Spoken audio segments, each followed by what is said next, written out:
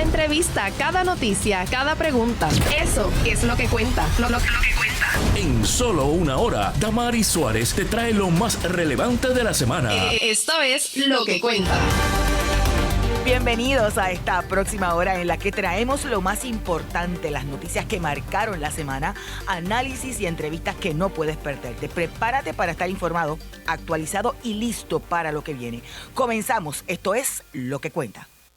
La semana en un minuto. ¿Y qué es lo más importante que ha ocurrido en esta semana que culmina hoy 10 de mayo de 2025? Luego de múltiples controversias que se agudizaron con la intervención de un agente de su escolta y la revelación de un audio en la que se le escucha decir que sabe jugar bajo la mesa, la gobernadora Jennifer González tuvo que retirar la nominación de Janet Parra como secretaria del Departamento de Justicia. El jueves, además, anunció la designación del actual secretario del Departamento de Seguridad Pública, Arthur Garfer, para la Secretaría de Estado, posición que quedó vacante la pasada semana tras el retiro obligatorio de Verónica Ferraioli Ornedo por no contar con los votos necesarios para ser confirmada, tras múltiples contradicciones en sus explicaciones sobre qué razones tuvo para no radicar planillas de contribución sobre ingresos durante 3 años. Garfer tampoco está exento de controversias. Ya la oposición ha cuestionado si cumple o no con los requisitos constitucionales de haber residido mínimamente 5 años en Puerto Rico previo a las elecciones del 5 de noviembre pasado. La gobernadora creó el Dodge Boricua, encomienda a Verónica Ferraioli al frente de la Oficina de Eficiencia Gubernamental, una entidad muy parecida a la creada por Donald Trump allá en Estados Unidos y que ha sido duramente criticada por la dirección del multimillonario Elon Musk y los recortes y despidos en el gobierno federal. Precisamente, estas actuaciones traspiezan los nombramientos y otras controversias que algunos argumentan van de la mano con rivalidades entre el presidente del Senado, Tomás Rivera Schatz, y Jennifer González, han provocado inestabilidad en la administración de González a tan solo 4 meses de asumir la gobernación. La primera mandataria ha dejado la puerta abierta a someter por escrito su mensaje de Estado y no comparecer ante la Asamblea Legislativa, lo que es lo usual. Hoy todo esto lo discutimos. No del gobierno a la solicitud del rescate económico de $800 millones adicionales para Luma y duro el impacto económico de aranceles y políticas de recorte de fondos federales de Trump. En Puerto Rico nada más, el impacto es de millones y se siguen revelando recortes que afectan universidades, gobierno y entidades sin fines de lucro que ofrecen servicios directos a comunidades. Y en notas del mundo, Habemus Papam. Robert Prevost, cardenal estadounidense con nacionalidad peruana, es el nuevo papa de la Iglesia Católica con el nombre León XIV. Este celebró ayer viernes en la Capilla Sixtina su primera misa como papa. Este se dirigió a los cardenales que habían asistido a la celebración. El Vaticano ha anunciado también que su primera audiencia con los fieles será el 21 de mayo y el 24 de este mes con la curia. ¿Qué sabemos de la guerra entre India y Pakistán? Y además las implicaciones de la dura reunión de Donald Trump con el primer ministro canadiense. De esto y más hablamos hoy en Lo que cuenta. Perspectivas. Bueno, y para dar una mirada sobre lo que ha ocurrido en Puerto Rico y en el mundo, ya me acompaña el ex representante y expresidente de la Comisión de Energía en ese cuerpo legislativo, Luis Raúl Torres. Saludos, buenas tardes y bienvenido. Muy buenas tardes a ti, Damari. Buenas tardes a todo el público que nos escucha este sábado aquí en tu programa, que entiendo que es el programa de apertura. El sábado pasado comenzamos, ahora okay. Sí. Ahora ya está en la segunda, pues qué bueno, edición. Qué bueno. Quizá un poco, y lo planteo para que la gente lo sepa, estamos pregrabando y hoy es sábado, pero para nosotros en vivo estamos grabando viernes por la tarde. Si ocurre algo, hay que hacer la aclaración ahora, Torres, porque la realidad es que en cualquier momento ocurre cualquier cosa. Así que hacemos la aclaración y quiero agradecer el tiempo del ex representante Luis Raúl Torres. Empecemos. Yo sé que usted es muy religioso no es Bueno, católico. eso de que soy muy religioso. Bueno, no, lo planteo porque es una persona que está relacionada. Sí soy creyente, en un momento dado fui pastor, sí. Y O sea, evidentemente no es católico, pero obviamente la elección del Papa León XIV es en términos importantes para la religión y para los creyentes y el cristianismo prácticamente en todo el mundo. Me gustaría primero una reflexión general sobre esa selección. bueno, en primer lugar, aunque no soy católico, como tú bien has dicho, no cabe duda que para toda la humanidad la elección de un papa es algo muy importante, primero porque la Iglesia Católica pues tiene más de 3.000 años. Uh-huh. En segundo lugar, la Iglesia Católica es una de las instituciones mejor organizadas, es como de hecho, el Vaticano es un estado, reconocido como un estado dentro de Italia, y tienen todo un andamiaje gubernamental bien parecido a cualquier gobierno de cualquier país del mundo. Y en segundo lugar, los papas siempre han tenido mucha influencia en muchas de las situaciones que ocurren a nivel mundial, ya que ellos pues tienen acceso a todos los líderes del mundo que se interrelacionan con la persona que sea papa en determinados momentos, dialogan, y muchas veces los papas han sido también interventores en situaciones de conflictos bélicos y de derechos humanos a nivel de todos los países del mundo. De hecho, en esta elección de este papa que hubo recientemente, habían 133 cardenales que representaban 71 países del mundo. Y en total había más grande. alrededor de 180 cardenales que representaban a más de 80 países. Por lo tanto, pues tienen mucho poder de influenciar a nivel global en el planeta Tierra. El elegido y nuevo Papa ha tenido una vida extensa, larguísima en términos de su vida religiosa con la Iglesia Católica, y algunos plantean que es el punto medio entre los liberales y los conservadores de la Iglesia. ¿Cómo ve usted, camino a lo que ya se sabe, verdad, en términos de su trayectoria como cardenal y como religioso, la Iglesia Católica bajo este nuevo papado? Mira, los que han seguido la trayectoria histórica de las últimas décadas de la Iglesia Católica y de los papas, tienen que saber que cuando se fue a elegir el sustituto de Juan Pablo II, que fue Benedicto XVI, allí hubo una votación y hubo una elección donde compitió, donde fue también, obtuvo muchos votos el padre, el cardenal Bergoglio, que es quien se convierte en el Papa Francisco posteriormente, y fue una elección cerrada según lo que narran los historiadores de los asuntos del Vaticano, y tuvo que en un momento dado el Papa Francisco, que en aquel momento era cardenal, pedirle a los que votaban por él que votaran por Benedicto XVI, y Benedicto XVI era una persona que era de la vertiente conservadora de la Iglesia Católica, y que había estado asesorando papas anteriores y había estado tomando decisiones que tenían que ver con las políticas doctrinales de la Iglesia Católica. Y es posteriormente, cuando él decide retirarse, ya en un momento del ocaso de su vida, que se retira, que se elige entonces a el Papa Francisco, y que viene entonces con un cambio totalmente liberal en la Iglesia, más abierto, de más participación, de más inclusión. Sí. Vimos cómo tomó decisiones para que se pudieran bendecir a las parejas de matrimonios homosexuales, aunque fuera en forma individual, a cada persona de la pareja. También tomó decisiones de incluir en puestos clave, como la primera mujer gobernadora del Vaticano, que no es un cardenal, que no es un sacerdote, elige una mujer para ser la gobernadora del Estado Vaticano. Ajá. Y puso mujeres en otros puestos clave incluso tuvo la posibilidad de traer a discusión que en algún momento quería darle más participación a la mujer, de que pudieran ser hasta diaconisa dentro de la religión católica. Sí, pero lo que estoy leyendo es que no necesariamente por ahí es que va el nuevo papado.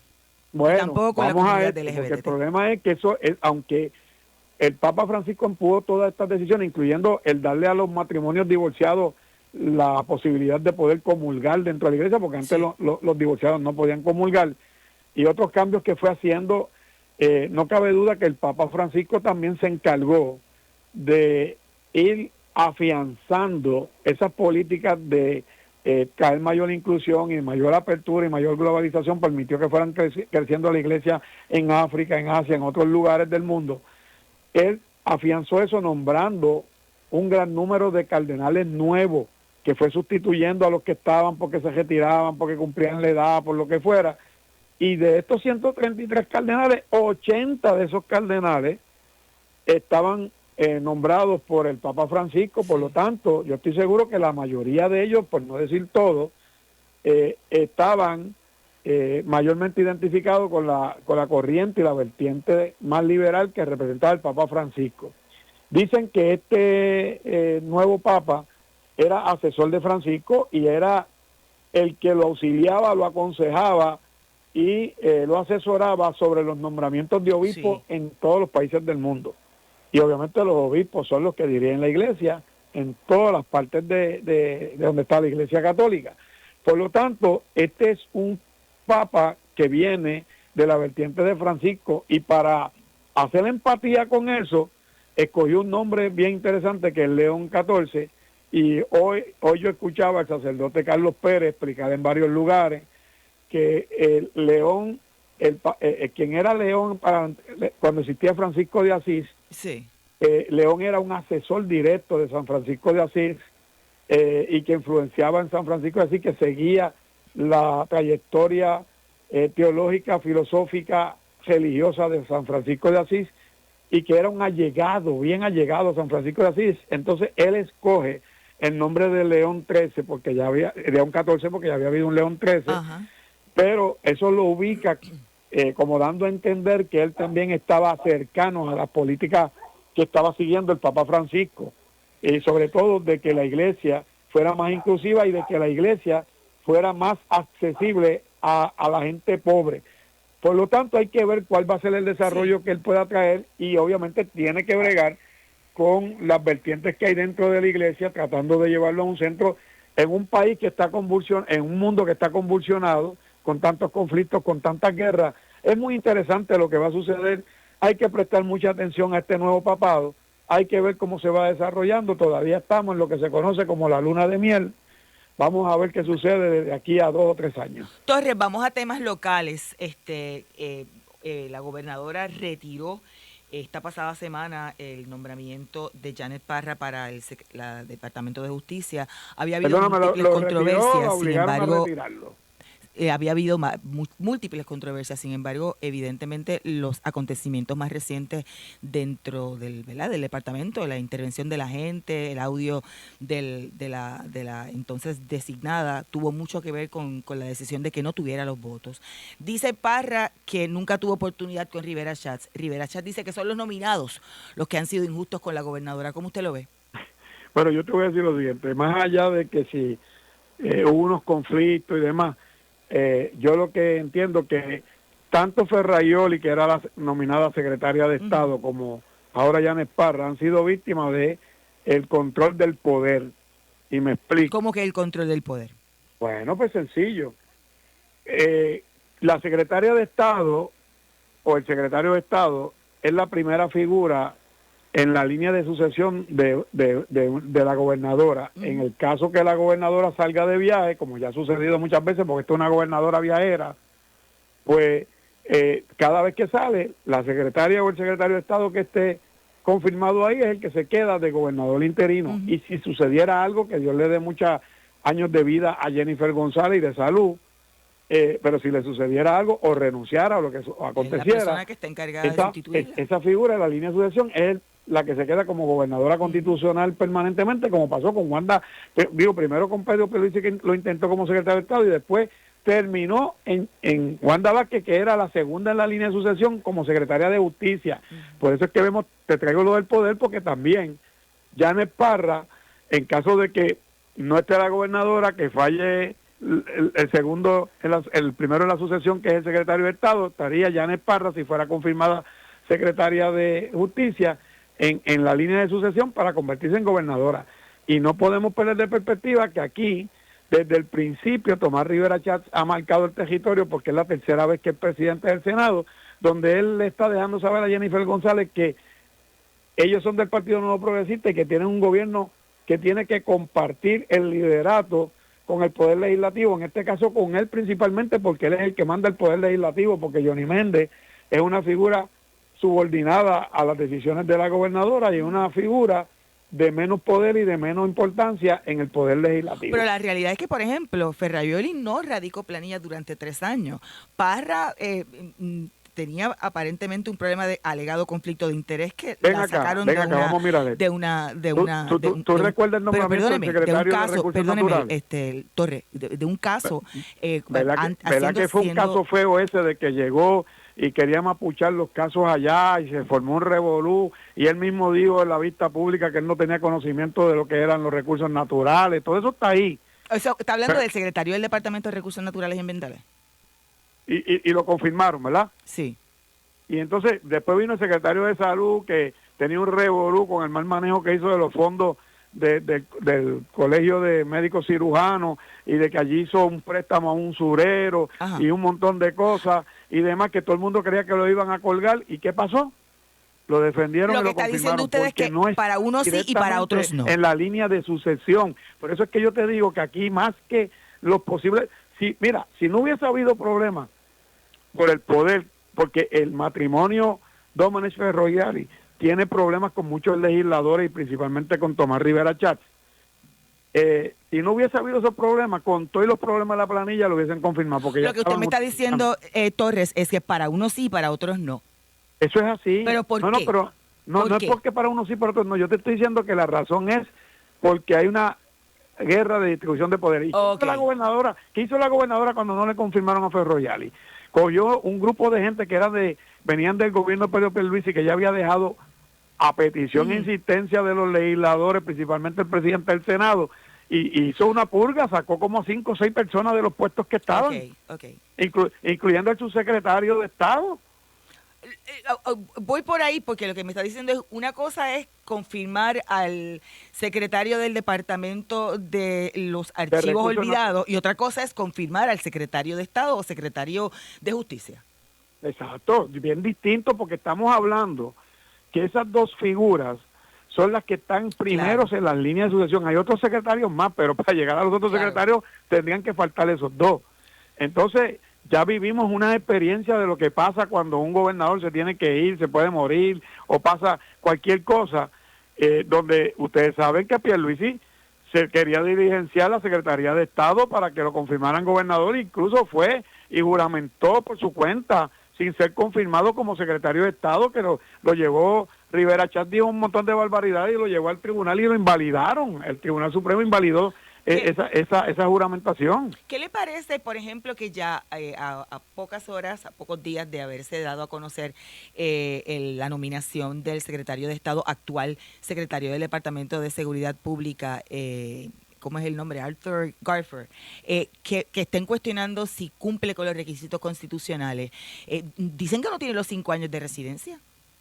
Después que Ricardo Rosselló votó aquí viviendo en Virginia, a todo el mundo, a todos los que sean PNP le van a legalizar la residencia. Le pregunto, porque como ha dicho que dependiendo del puesto hay unos elementos que se dan en la evaluación que hace el Senado. ¿Habrá tolerancia en el Senado para PNP, aceptar que su domicilio es Puerto Rico? El PNP cuando quiere hacer algo lo hace, no importa que... Recordemos el caso de Ricardo Rosselló, que teniendo su residencia principal en Virginia, viviendo por allá ya un periodo de tiempo, vino aquí, votó y lo dejaron ser candidato a los puestos esos de cabildero de la estadidad, y salió por nominación directa ahí y lo dejaron juramentar, incluso lo dejaron votar aquí cuando no tenía derecho a votar ya aquí porque no tenía el año de residencia previo a la votación. Sí, pero aquí hay algo más grave. Y pusieron una dirección en casa de los Cierto, suegros de él para recuerdo. decir que vivían ahí en casa de los suegros. Pero en el caso de Parra, por ejemplo, dijo en una conferencia de prensa que esa no era su voz. Y salió a relucir que tuvo que aceptar que sí era su voz en la grabación. Eso fue una gran metida de pata perdona que lo exprese de esa manera, pero es como la gente me puede entender claramente, una gran metida de pata de la secretaria de negar lo que es cierto. Si esa era su voz, mejor diga que sí que es su voz y explique lo que usted quiso decir y en el contexto en que usted dijo lo que dijo. Claro. Le hago la pregunta porque expertos han planteado el asunto de que hay una sensación de inestabilidad por tanta controversia que de alguna forma ha sacado en los 4 meses de gobierno de las prioridades a la administración González. ¿Coincide? Totalmente, porque fíjate, tú recuerdas cuando la gobernadora se jactó de decir que ellos habían abierto un portal para que la gente enviara su resumen y se hicieran disponibles a colaborar con su gobierno y dijeron que habían 8,000, no sé si en un momento dieron 8,000, en otros 17,000, que habían entrado miles de resúmenes a través de ese portal de personas bien preparadas, con mucha experiencia, que tenían un excelente y enorme banco de talento y parece que no le importó eso porque las personas que ella nombró en los puestos clave en su gobierno son personas que venían de su comité de campaña y son personas que venían de gobiernos anteriores del PNP y de allegados a ella en la legislatura y en la comisaría residente y realmente fueron muy pocas la gente que produjo ese gran banco de talento y tanto es así que ha nombrado varios secretarios y varios jefes de agencia no solamente a dirigir una agencia sino a dirigir 2 y 3 agencias a la vez. O sea que evidentemente hay falta de talento, ese banco no estaba. No, eso es mentira. O si estaba, pues era simplemente para decir que estaban considerando personas y que el PNP tenía mucho talento, que lo debe tener. En el PNP tiene que haber mucha gente con talento, con experiencia profesional, con buena preparación académica, pero como no son los allegados, no son los amigos del alma, no son los que donan, no son a los que se le deben favores, pues no los toman en consideración. Entremos en temas de energía. Esta semana pasada el gobierno le dijo un rotundo no a Luma para el rescate económico. Estaban pidiendo $800 millones. ¿Por qué se ríe? Ay, porque a la larga, si la Junta de Supervisión Fiscal decide darle los chavos, se los van a dar. ¿Usted piensa que se los podrían dar? Pues, por favor, mira, es que aquí no podemos tener memoria corta colectiva, hay que siempre refrescarnos la memoria. Cuando yo empecé a investigar el contrato de Luma, una de las cosas que establecía el contrato de Luma es que se le establecieron 6 cuentas de banco a Luma, en donde se le depositaron $1,000 millones, 800 millones que la Junta de Supervisión Fiscal sacó del presupuesto general del gobierno de Puerto Rico y $200 millones que sacaron de los fondos de la Autoridad de Energía Eléctrica y los depositaron en esas 6 cuentas. Esas 6 cuentas estaban divididas para las operaciones, para el mantenimiento, para parear los fondos federales para los proyectos que tenían que hacer. Por eso es que yo digo, ¿por qué no investigan qué pasó con esos fondos?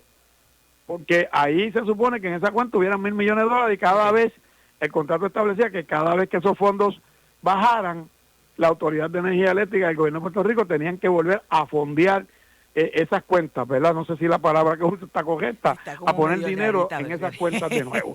Eso es una. Segundo, a Luma se le pagaron $160 millones cuando empezó aquí para que ellos trajeran todo su equipo, su personal, montaran su oficina, cambiaran los logos, compraran equipos nuevos, supuestamente hacer el estudio de cómo estaba el sistema. 160 millones de entradas sin poner ellos un centavo aquí. En tercer lugar, varias veces le dieron dinero adicional aprobado por la Junta de Supervisión Fiscal. Luma es una alcancía sin fondo. Tú le echas y se pierden los chavos por ahí eso debajo. mismo, pero ¿qué necesidad hay de $800 millones? Y, claro, incluso, tú sabes también una de las cosas que es verdad, que esto te lo tengo que decir y reconocerlo. Cuando yo me reuní por primera vez con Juan Saca en mi oficina, que cuando a él lo nombraron presidente, él me pidió una reunión antes de yo traerle una vista y yo con gusto le di esa reunión y lo recibí y hablamos. Y una de las cosas que hablamos él y yo allí, que yo fui una de las personas que, como yo había hecho el estudio de todos los proyectos que tenían que desarrollar, que si estaba contemplado en los costos de los proyectos el valor inflacionario que iba teniendo al pasar los años, los materiales, los equipos, etcétera, porque la realidad es que cuando se hicieron los estimados de esos proyectos, lo hicieron inmediatamente después del huracán María para el 2018. Sí, los costos ahora no, eso no es realista. Sí. Y les digo, ahora vienen más, pues con la cuestión esta de los aranceles, posiblemente claro, esos costos tampoco sean los reales. Eso infla los costos de los proyectos. Y en eso es lo único que yo le podría dar la razón a Juan Saca y a Luma de que puede haber una diferencia en los dineros que tengan disponibles para poder parear los fondos federales.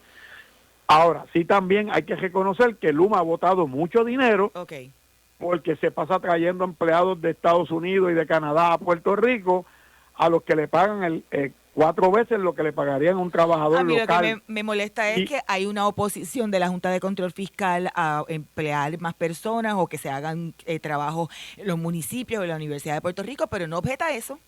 No, exactamente. Incluso para las 2 compañías privadas del sistema eléctrico, la Junta siempre tiene dinero.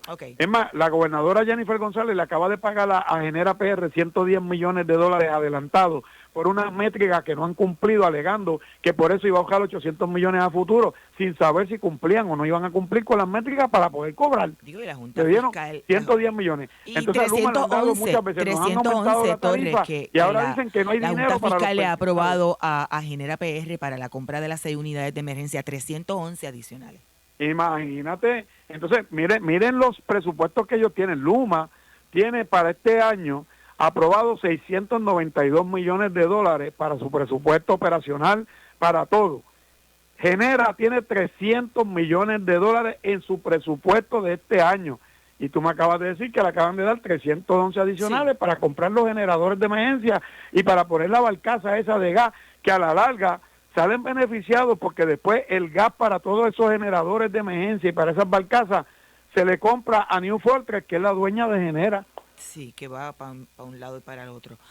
Gracias, legislador, que ya tengo que hacer la pausa. Muchas gracias, Damari, te deseo éxito en este programa todos los sábados y sabes que siempre estaré disponible para atenderte. Muchas gracias, que Dios bendiga al pueblo de Puerto Rico. Era el ex legislador independiente y expresidente de la Comisión de Energía de la Cámara de Representantes, Luis Raúl Torres. Yo voy a hacer una pausa.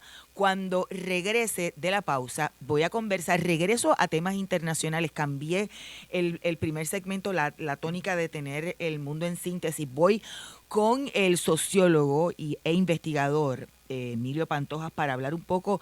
Retomamos el asunto del nuevo Papa, pero también la guerra de India y Pakistán y todo lo relacionado a los aranceles. Y obviamente regresamos a los temas locales. Esto es lo próximo. Usted escucha Lo que Cuenta. Análisis, noticias y entrevistas. Conducido por la periodista Damari Suárez. Lo que Cuenta regresa en breve. Somos la emisora en la que confía todo Puerto Rico. Seguimos la noticia sin importar su dirección. Donde hay una historia, ahí estamos nosotros. Ahí estamos nosotros. Radio Isla 1320. Somos el sentir de Puerto Rico. Comienza tus domingos con el pie derecho, escuchando Camino al Altar, el programa oficial de la Iglesia Discípulos de Cristo en el Señorial. Todos los domingos a las 8 de la mañana, solo en Radio Isla 1320. Donald Trump cumple el martes 100 días como presidente de Estados Unidos. En sus 12 años de pontificado, el Papa Francisco, que recibirá sepultura mañana en Roma. El presidente suramericano de mayor popularidad hoy es Yamandú. Y esto no es todo. Un podcast internacional de noticias del Georgetown Americas Institute de la Universidad de Georgetown en Washington, D.C. Y esto no es todo. De martes a viernes a las 5 de la mañana por Radio Isla 1320. Y esto no es todo. También estará disponible en nuestra página web radioisla.tv y la aplicación Radio Isla Móvil. Radio Isla 1320. Somos el sentir de Puerto Rico. Ante un tiempo de incertidumbre y desasosiego, llega ante ustedes su programa radial Vislumbres de Esperanza. Este domingo a las 7 de la mañana no te pierdas tu programa Vislumbres de Esperanza. Como un servicio de sus amigos de la Iglesia Adventista del Séptimo Día, tendremos reflexiones, sección de salud y la orientación atinada de la palabra de Dios en estos tiempos tan difíciles. Vislumbres de Esperanza, solo por Radio Isla 1320. Somos el sentir de Puerto Rico. Aquí se establecen las bases de lo que dicta el periodismo. Periodismo. Aquí no tenemos miedo a buscar la verdad. Cuando la noticia surge, Radio Isla 1320 es la primera que te ofrece los detalles. Radio Isla 1320. Somos el sentir de Puerto Rico. Entender mejor los temas de actualidad o simplemente estar al día en tiempo récord. En solo una hora, Damaris Suárez te trae lo más relevante de la semana. Esto es Lo que Cuenta. Y ya de regreso a Lo que Cuenta, soy Damaris Suárez y como cada sábado analizamos y discutimos todas las noticias más importantes de la semana a nivel local e internacional en 60 minutos. El mundo en síntesis. Vamos a las internacionales. Tengo que darle la bienvenida a un gran amigo y colaborador de muchísimo tiempo, el investigador y sociólogo profesor Emilio Pantojas. ¿Cómo está? Buenas tardes y bienvenido. Buenas tardes, estamos bien, gracias a Dios, y muy contentos de colaborar en esta nuevo proyecto. Qué bueno, qué bueno. Y bueno, vamos a empezar, como decía, con las internacionales. Habemos Papa. El jueves salió el humito blanco y quiero un poco, ¿verdad?, recordarle a los amigos que este programa es grabado y que puede haber pasado algo entre viernes por la tarde y sábado por la tarde, así que nuestras disculpas, pero tenía un compromiso o tengo un compromiso en adjuntas con mi trabajo en el CPI, y lo digo por si acaso ha ocurrido algo, ¿verdad? Ya en este segundo segmento, como lo dije en el primer segmento. Profesor, hablemos un poco sobre el Papa León y qué impresión le da que será el legado de este nuevo Papa, el jefe de la Iglesia Católica. Bueno, por los análisis que se ve y por el nombre que cogió, es un papa comprometido con los pobres, sobre todo con los trabajadores, ¿verdad? León XIII fue un portaestandarte de la igualdad y de la equidad a los trabajadores, de los buenos salarios, de las buenas condiciones de trabajo, de la justicia. Así que me parece que el Papa ha sido claro en el sentido de que su compromiso con los pobres. En eso sigue con el compromiso de Francisco, pero con un nuevo, ¿verdad?, con un nuevo giro. Por otra parte, lo que se reporta del nuevo Papa cuando fue obispo y arzobispo es que no está, por ejemplo, de acuerdo con el hecho de tratar de cambiar la iglesia para que haya mujeres sacerdotes o sacerdotisas. Eso no quiere decir que discrimina contra las mujeres, pero digamos le pone un techo de cristal, le pone un límite. Lo otro es que recientemente había hablado también sobre la cuestión de los trans, diciendo que eso era una especie de desorden psicológico, ¿no? Así que obviamente hay una ruptura que no quiere decir que vaya a la iglesia a perseguir, pero ciertamente en términos sociales está con los pobres, pero en términos de las batallas culturales no es tan progresista como las posiciones que avanzó Francisco. Así que es interesante porque ahora va a haber, ¿verdad?, toda una nueva alineamientos alrededor de estos dos ejes: el eje del compromiso social de la iglesia y el eje de las batallas culturales y de las nuevas identidades y la diversidad, más allá de la diversidad étnica o racial, sino la diversidad en términos de las orientaciones sexuales o de este otro tipo de identidad típicas del siglo XXI y que son problemáticas para la iglesia. ¿Le sorprendió lo rápido? Fue el segundo día, me parece que hace muchísimo tiempo no ocurría eso. No me sorprende sobre todo después del hecho, ¿no? Okay. Porque él fue la persona que fue instrumental en nombrar los nuevos cardenales, ¿no? Cierto es. Así que en ese sentido había ya una cierta afinidad en la medida en que se conocía su trayectoria como un aliado de los trabajadores y de los pobres. probablemente eso se vio como una continuidad con el Papa Francisco, que fue muy popular y muy querido, obviamente. Y por tanto no me sorprendió mucho. Lo que quiere decir es que, por otra parte, se decía que este individuo puede comunicarse con todo el mundo, ¿no? Ok. Así que en la medida en que él tiene esa dimensión de ser socialmente progresista, pero culturalmente e institucionalmente conservador en términos doctrinarios, y si no conservador, por lo menos moderado, pues ahí un poco complació a todo el mundo, a todo el Eso iba a mundo, ¿no? decir, que es como ellos jugaron como que la ficha más segura. Ni los Correcto. conservadores completo todo, ni los liberales completo todo. Correcto, me parece que el individuo va a poder dialogar y la pregunta es, la controversia yo creo que va a surgir a partir de los debates culturales. La Claro. iglesia está a favor de los pobres y de la paz, no es nada nuevo. Todo el mundo que sea cristiano está a favor de los pobres y de la paz. La pregunta es los otros elementos que son controversiales. Hablemos un poco de la guerra entre India y Pakistán. ¿Qué sabemos hasta ahora? Bueno, es interesante, ¿verdad? Porque yo no conozco quizás el intríngulis de la guerra. Eso es una rivalidad vieja, además, Eso es ¿no? cierto. Porque la lucha, de hecho, Pakistán, Bangladesh, India, fueron el resultado de una división deliberada para fragmentar el gran territorio de la India entre los musulmanes y los hindúes y los sikhs. Así que esa patraña vieja de dar la independencia y dividir el país está ahora un poco, mantuvo una serie de tensiones a través del tiempo. Y en ese sentido, lo que sí a mí me parece significativo desde la perspectiva de nosotros acá en la distancia, es que el hecho de que Estados Unidos haya decidido a través de Trump no ser el policía del mundo, Mm. ¿verdad? Dejar ese rol de ser el policía y de buscar la armonía más allá del continente americano, ha dado permiso para que estas guerras regionales estallen. O sea que de momento yo esperaría que esta es la primera de varios conflictos en la medida en que Estados Unidos no va a intervenir ni va a mediar, pues ahora esto es un free for all.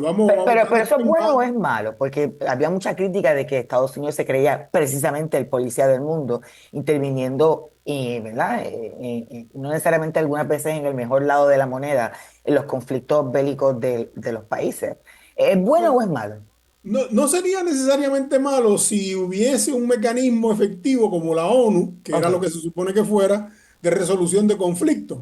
El problema es que Estados Unidos, desde Bush segundo, desde George Bush segundo, le fue restando fuerza Ok. a la ONU. Y en la medida en que la ONU ha perdido fuerza, Estados Unidos se convirtió en el policía del mundo, desechó a la ONU.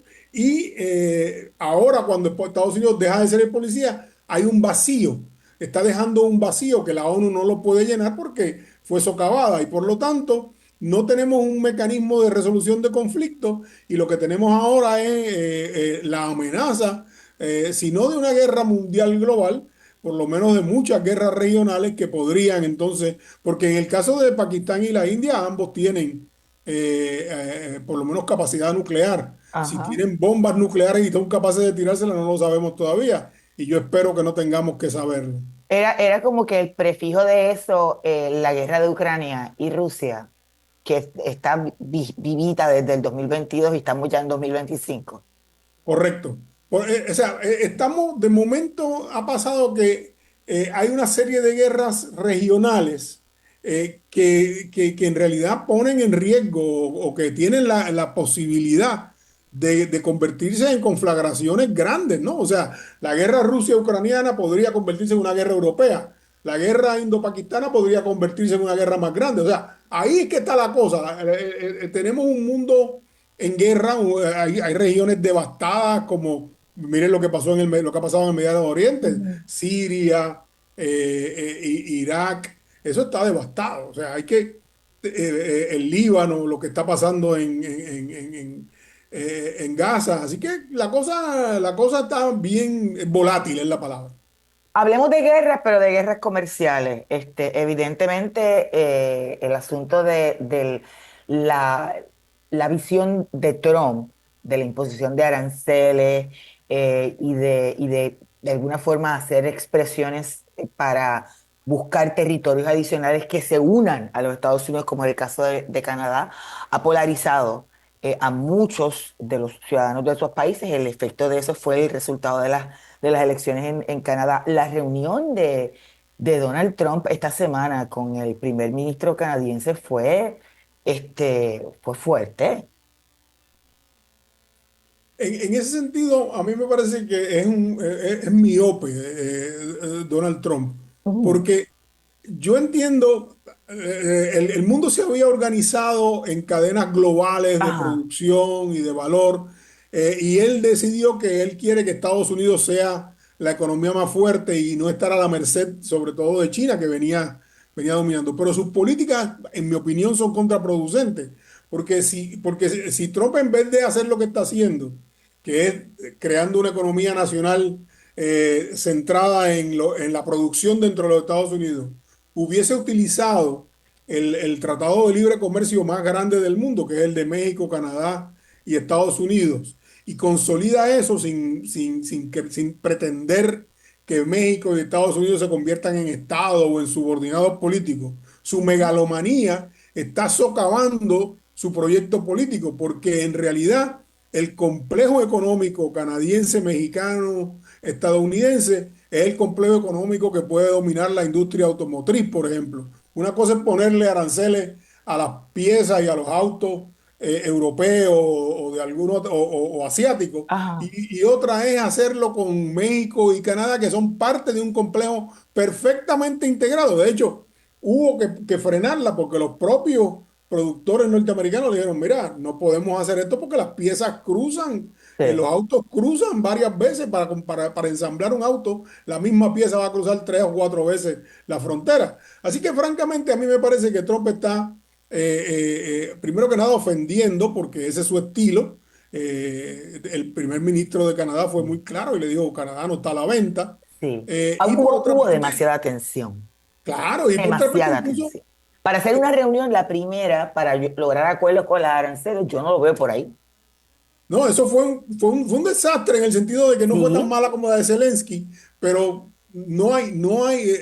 Trump no reflexiona. Trump entiende que la gente tiene que estar subordinada a los Estados Unidos y específicamente a él. Y eso no es una posición de una persona de Estado. Eh, Obviamente, yo he visto, y lo conversaba la semana pasada con el profesor Carlos Severino, de la reacción, ¿verdad? Enfurecida de los ciudadanos, de los artistas. Lo he visto en comediantes, en sketches, en programas, en eventos especiales de Canadá, de España, de otros países, de México también, de otros países. Esto puede crear cierta inestabilidad política más allá de la comercial. Bueno, ciertamente Trump no está logrando lo que se conoce como la hegemonía cultural, ¿verdad? Ajá. Para que un movimiento sea un movimiento dominante, no solamente tiene que tener poder en términos de militares o económicos, tiene que tener una cierta hegemonía o por lo menos una predominancia cultural. Y en ese sentido, Trump no lo ha logrado. De hecho, lo que es interesante es que, por ejemplo, la reacción internacional a Trump, Ajá. el primer ministro de Canadá, el Partido Liberal, estaba perdiendo y de momento ganó por Trump. Lo mismo pasó en Australia. Ok. El primer ministro fue reelecto gracias a Trump, en el sentido de que es la reacción. O sea, Trump está creando una animosidad. Lo que salva a Trump en este momento, dentro de los Estados Unidos, no fuera de los Estados Unidos, es que Trump está deportando gente. Y esa es una política que obviamente a los norteamericanos les gusta, no solamente a los norteamericanos blancos, los norteamericanos latinos y los norteamericanos afrodescendientes han estado a favor de eso. Así que hasta que ese elemento no se agote y haya entonces un entendimiento de que se está abusando del poder, de momento Trump es una figura despreciada, pero por otra parte tiene una base de poder. Sí, bueno, el meme que circuló, que incluso lo publicó la propia Casa Blanca de él, ataviado como un papa, el pa'lante y para atrás, o sea, algunos plantean, leía hace unas horas una nota de prensa asociada diciendo que está utilizando lo que le llaman la estrategia de incertidumbre, incertidumbre estratégica, debo decir, con esta cosa de pa'lante y para atrás con los aranceles, y si los firmo y si no los firmo, eso de alguna forma metido en términos de su política pública de recortes y de despidos. O sea, esta semana despidió a menos de 24 horas de decir en unas vistas congresionales que estaba en contra o que sería terrible la eliminación de FEMA al jefe de FEMA, y estamos a par de días para comenzar la temporada de huracán. Esa es su política. Su política es una política de incertidumbre donde él te crea una crisis y después te la resuelve, pero te la resuelve a su manera. Y la pregunta es si la gente, en este momento la gente la cogió fuera de balance, todo el mundo tiene miedo, lo que predomina es el miedo. Y el miedo a veces paraliza, y de momento él está aprovechando eso para reestructurar. La pregunta es si se sostiene o si antes de las elecciones del 2028, cuando vengan las elecciones congresionales, ese va entonces a haber un cambio de rumbo donde la gente vote para que el Congreso le haga frente. Esa es la gran interrogante, y las elecciones ya están ahí el año que viene, así que esperemos que en estas elecciones que le llaman los midterms elections de 2026 haya un despertar, que la gente se sacuda y esa incertidumbre la convierta entonces en protesta. Si no pasa eso, la cosa se va a seguir por el camino de Trump. Converso con el investigador y sociólogo Emilio Pantojas. Ustedes escuchan Lo que cuenta con Damaris Suárez. Entre tanto. Bueno, y me voy a notas locales, profesor, porque obviamente voy a hablar de los aranceles, pero voy a hablar sobre lo que aquí, en recortes y aranceles, podría significar. Han hablado de un impacto millonario para Puerto Rico. Y bueno, tan reciente como esta semana hubo una primera reunión del gobierno con el sector privado para buscar alternativas. De alguna forma, ayer trascendió que creo que en 60 y pico de millones de dólares solamente en fondos de la EPA se habían anunciado ya que se habían eliminado, que afectan a entidades como universidades y entidades sin fines de lucro, adicionales a los que se pierdan. Esta semana, en la reunión de la Junta de Control Fiscal, se anticipó por los directivos de la Junta que ellos creen que el presupuesto como está no se va a quedar así. Va a tener que enmendarse a raíz de cuando se tenga certeza de los recortes. ¿Cómo usted ve, cómo pinta a corto plazo y mediano plazo la cosa fiscal en Puerto Rico? Esto pinta malísimo, para decirlo en una sola palabra. Sí. El 50% del presupuesto de Puerto Rico depende de fondos federales.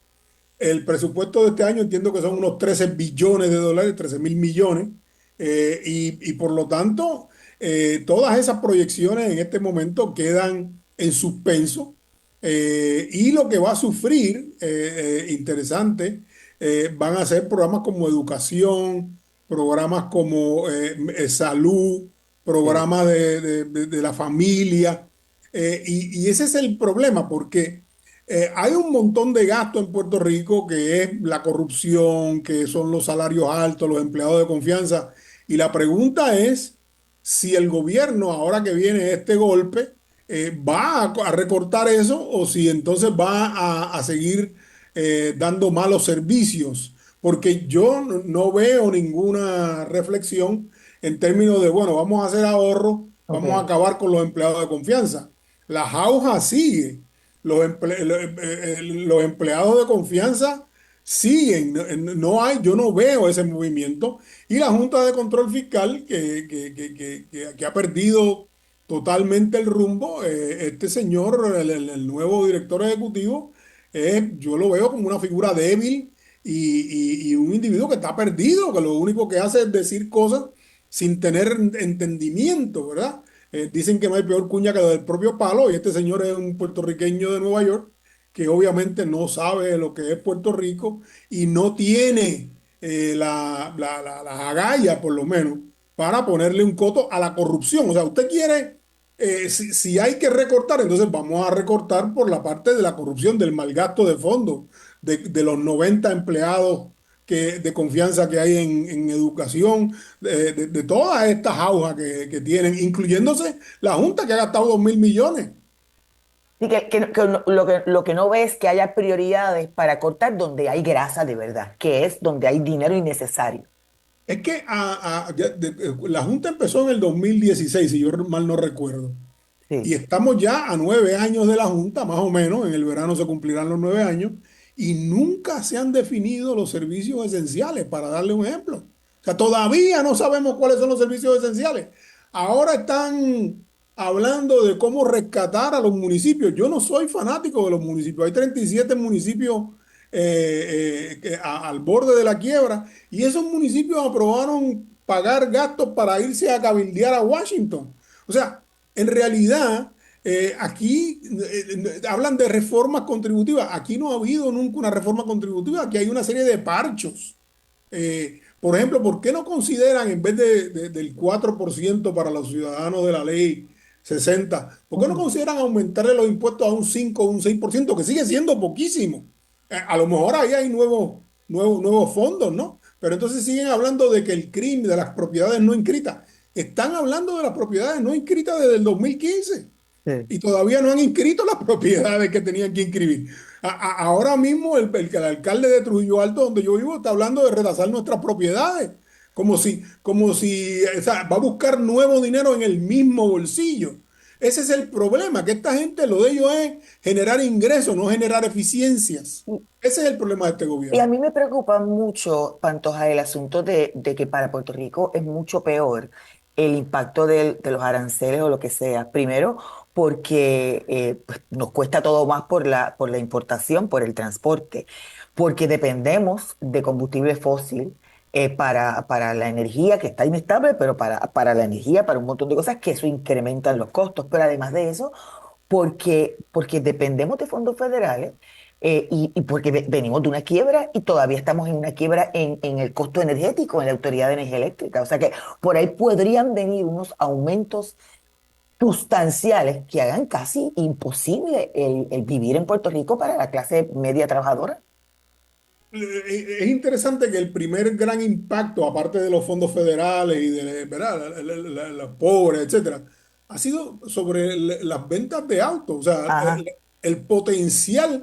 Están empezando los dealers asiáticos a eliminar la exportación de autos baratos porque sube tan caro con los aranceles que no los hace en realidad. O sea, no es atractivo. Así que la pregunta es qué va a pasar, si van a mermar.